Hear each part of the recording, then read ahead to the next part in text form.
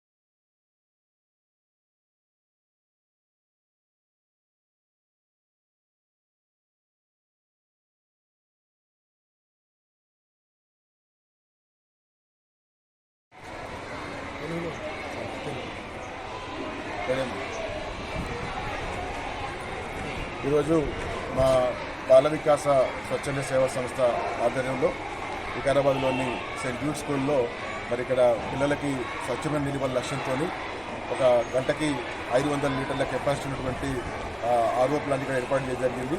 So ఇక్కడ నేను బాల వికాస executive డైరెక్టర్గా మరి 81, 82లో ఇదే పాఠశాలలో నేను 6th క్లాస్ 7th క్లాస్ ఇక్కడ చదువుకోవడం జరిగింది.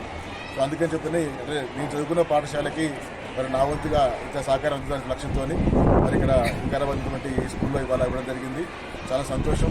మరి మా బాల వికాస సంస్థ అటు గ్రామాల్లో సేవ చేసుకుంటూ ఇక్కడ పాఠశాలలో కూడా ఇక్కడికి చాలామంది పిల్లలు కూడా మరి కొంత పేద బ్యాక్గ్రౌండ్ నుంచి వస్తుంది కాబట్టి అటువంటి వాళ్ళకి అండగా ఉంటే బాగుంటే చెప్పిన లక్ష్యంతో చేయడం జరిగింది. సో ఈ కార్యక్రమం ఇక్కడ చేపడటానికి మరి మాకు సహకరించినటువంటి ఇక్కడ మా క్లాస్మేట్స్ కూడా చాలామంది ఇక్కడ వచ్చిండ్రు.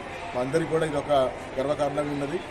మేము చదువుకున్న పాఠశాలలో మీ అందరం కూడా మళ్ళీ ఇక్కడ ఏదో ఒకటి చేసే విధంగా మాకు అవకాశం వచ్చినందుకు, మాకు ఇచ్చినందుకు కృష్ణ గారికి చాలా థ్యాంక్స్ చెప్తా ఉన్నాం.